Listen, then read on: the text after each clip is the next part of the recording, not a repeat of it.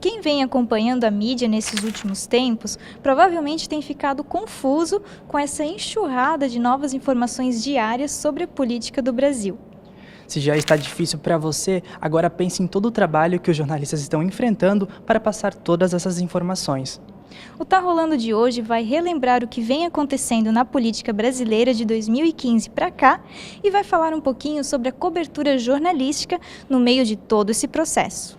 Também vamos mostrar tudo o que rolou no evento promovido pelo curso de jornalismo da FURB, que propôs um debate sobre jornalismo em política, levando em consideração o lançamento do livro Jornalismo Comparado, Um Dia na Imprensa Brasileira. E você, quer saber um pouco mais sobre essa relação? Então fica com a gente porque já tá rolando. 15 de março de 2015. A primeira grande manifestação contrária ao governo de Dilma Rousseff. Apesar de já haver indícios de insatisfação com o governo por parte de grupos da oposição desde a posse da ex-presidente em 2014, foi neste dia em que os protestos nas ruas pediam, entre outras coisas, o impeachment de Dilma, que a mídia passou a fazer uma cobertura política mais intensa e quase sempre rondando acerca do tema impeachment. Resultado ou não dessa cobertura midiática, as manifestações populares nas ruas que pediam pelo impeachment da presidente passaram a ocorrer com mais frequência. Em maio de 2016, Dilma Rousseff foi afastada temporariamente do cargo e no dia 31 de agosto do mesmo ano, o impeachment foi aprovado pelo Senado, afastando Dilma de forma definitiva da presidência. O seu vice, Michel Temer, assumiu a liderança do país, provocando revolta de um lado da população e um sentimento de esperança do outro. No início do governo Temer, parecia que a solução tinha finalmente chegado. Mas então, começaram a surgir as propostas de emenda constitucionais, ou PECs, que sugeriam reformas no sistema político e econômico brasileiro, atingindo também as leis trabalhistas. Mais protestos surgiram, dessa vez contrários ao governo Temer. Até que então, as investigações da Operação Lava Jato passaram a revelar cada vez mais a sujeira em nosso sistema político. O processo de delações premiadas dentro e fora da Lava Jato, e principalmente o vazamento de um áudio proveniente da gravação de uma ligação telefônica entre Temer e Joesley Batista, um dos proprietários da JBS, passaram a apontar o presidente Michel Temer como acusado nas investigações, iniciando assim uma avalanche de notícias e especulações sobre o futuro do Brasil, impactando de forma significativa a política dentro e fora do país. A primeira palavra que eu diria, tanto internamente como externamente, é um problema de credibilidade. O país tem perdido credibilidade. A população cada vez acredita menos, não apenas nos políticos, mas nas instituições, para resolver os problemas, né? Começa, às vezes, até a acreditar numa visão messiânica, que alguém, uma pessoa, vai dar jeito. Isso, para mim, é um péssimo caminho, porque os problemas sociais se resolvem socialmente, eles não são individuais. E do ponto de vista externo, as relações exteriores do país, com um governo fragilizado, que não se sabe quanto tempo vai durar, é mais difícil ainda o país assumir compromissos internacionais em que os outros parceiros deem fé e acreditem que aquilo vai ser duradouro, que mesmo mudando o governo haverá condições de manter os acordos em funcionamento com estabilidade.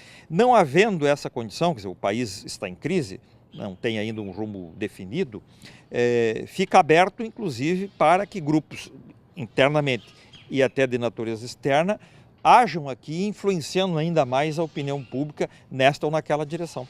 Além de abalar a política, essa onda de informações polêmicas também tem mexido com as estruturas do jornalismo. E o trabalho do jornalista? Como fica no meio disso tudo?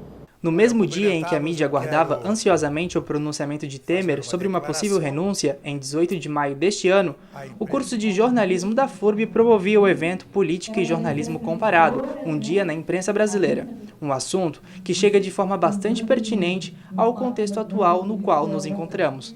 O ponto de partida para o evento é a pesquisa encontrada no livro Jornalismo Comparado, Um Dia na Imprensa Brasileira. Em meio à pesquisa, a equipe foi surpreendida pela crise política nacional e seus reflexos na produção jornalística. O evento reuniu jornalistas envolvidos na cobertura política do Estado e de Blumenau, além de Ricardo Alvarenga, um dos pesquisadores do livro, que veio de São Paulo para nos contar um pouco sobre os resultados dessa análise. Na mesa redonda, o pesquisador diz que houve interesse midiático para que ocorresse o impeachment de Dilma Rousseff. A nossa pesquisa nós avaliamos 13 jornais. Dos 13 jornais, 10 tiveram uma postura contra o governo da presidente Dilma Rousseff, apenas 2 silenciaram com relação à temática e um manifestou-se favorável. Então, por aí a gente já tem uma noção mais ou menos de como é essa postura da mídia. Esses 10 jornais que ficaram contra a presidente foram jornais que mantiveram uma postura que foi da mídia de modo geral. E eu atribuo à mídia, inclusive, o cenário que nós estamos vivendo hoje, da crise política e da própria crise que foi instalada no país. Então, a mídia escolheu fazer com que o processo de impeachment acontecesse. Ricardo acredita que este poder que a imprensa tem é uma prova clara que o jornalismo não morrerá, pois sua força é gigantesca. Na verdade, a gente sabe que a nossa imprensa ela é tendenciosa, Então, a imprensa brasileira hoje é também grande responsável pela crise política que nós estamos vivendo, porque ela é capaz de construir, de favorecer um imaginário sobre um determinado assunto e assim também sobre a política, no caso do que nós vamos tratar aqui no evento hoje. Então, eu acredito que a postura da imprensa é muito responsável pelo que nós estamos vivendo. Então, quando a imprensa escolhe alguém para usar como um modelo de algo ruim ou de uma administração ruim, ela esquece de observar outros aspectos e olha apenas para os seus interesses pessoais. Então a imprensa acaba tendo uma postura que às vezes é equivocada quando se fala de política. O Piera Bosch dividiu suas experiências em cobrir política para o jornal Diário Catarinense. O jornalista foi até o Senado em Brasília para acompanhar a votação de impeachment de Dilma Rousseff. A gente tem que achar um tom adequado em que a gente consiga contar o que a gente tem de apuração, contar a história que a gente conseguiu apurar, ao mesmo tempo sem desrespeitar os dois lados, vários lados, múltiplos lados que existem, num momento em que a política está muito torcedora, as pessoas estão muito torcedoras de lados políticos. Então a gente tem que caminhar num jeito de achar um tom, porque a possibilidade de tu desrespeitar mesmo sem querer algum lado político, algum grupo político, ela é muito forte e depois é muito difícil de desfazer. A gente está sempre correndo atrás de uma realidade que parece que não consegue, não solidifica uma história. Assim, é um momento muito até perturbador de acompanhar a política brasileira nesse momento. E a gente está tentando ir atrás, assim, é o fio da navalha. O Piara também comentou sobre a polaridade dos leitores em relação à política e em como escrever e informar os dois lados. O meu sentimento é um sentimento de muita apreensão nesse momento, porque a gente vê que a questão da fake news, da notícia falsa, das questões não confirmadas, a batalha de memes na rede social ganha muita dimensão e às vezes sobrepõe a informação checada com os critérios jornalísticos que a gente aprendeu na universidade e desenvolveu ao longo da carreira. Às vezes parece que as pessoas não estão muito preocupadas se a notícia está confirmada, contanto que ela bata com o que ela quer, com a narrativa que ela quer contar, que ela quer opinar por cima, ela compartilha. E isso eu acho assustador, não só para a política, mas para o futuro da profissão como um todo.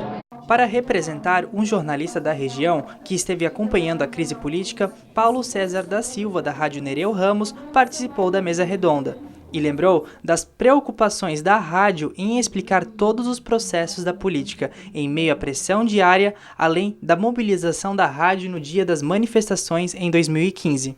Acho que a imprensa blumenauense tem tratado o assunto com o devido cuidado, com a devida importância e com a devida relevância. O assunto das denúncias no Brasil, do combate à corrupção, Operação Lava Jato, são informações que surgem em Brasília, surgem em São Paulo, no Rio, mas que interessam diretamente ao povo blumenauense, ao povo da nossa região. Afeta diretamente, impacta o desemprego, a crise econômica, por exemplo, afeta o blumenauense. Por isso a imprensa blumenauense tem que tratar com a maior relevância esse assunto. Impacta diretamente, sim. E a imprensa blumenauense, jornais, rádio e as TVs, têm tratado com a maior responsabilidade esse assunto. Professor, de que modo a comunicação influencia nessa disputa de poder política? Bom, vamos antes então trabalhar o conceito de poder e como é que esse poder se manifesta numa sociedade. A noção mais comum e primária é a capacidade que alguém ou um grupo tem de levar um outro grupo ou uma outra pessoa fazer aquilo que inicialmente não queria. Quer dizer, conduzir as pessoas ou contra a sua vontade ou fazê-las mudar de vontade. Essa é a primeira. A segunda é a capacidade de definir a agenda. O que deve ser decidido e decidir.